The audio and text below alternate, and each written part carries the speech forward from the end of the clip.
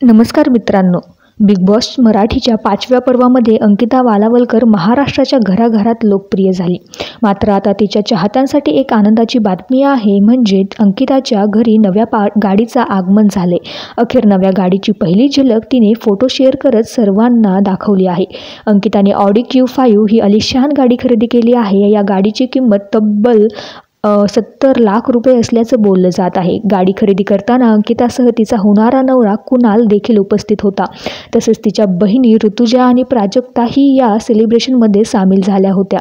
Video call करत अंकिताने ही खुशखबर तिच्या वडिलांनाही सांगितली. नवीन गाडी घेतली, आता लवकरच मुंबईत घरसुद्धा घेणार असल्याचं तिने स्पष्ट केले.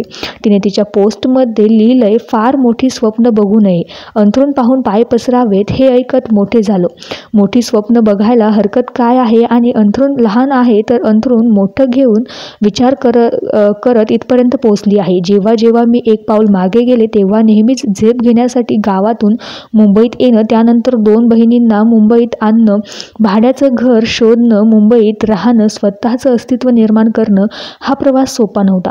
आईबाबांनी जो विश्वास दाखवला त्यामुळेच एवढं करू शकले. आजही घेतलेली गाडी दिखाव्यासाठी नाही तर अंथरूण व्यवस्थित असल्यामुळे घेतली आहे. मी तर म्हणेन, मोठी स्वप्न बघा, कोणतंही काम करायला लाजू नका.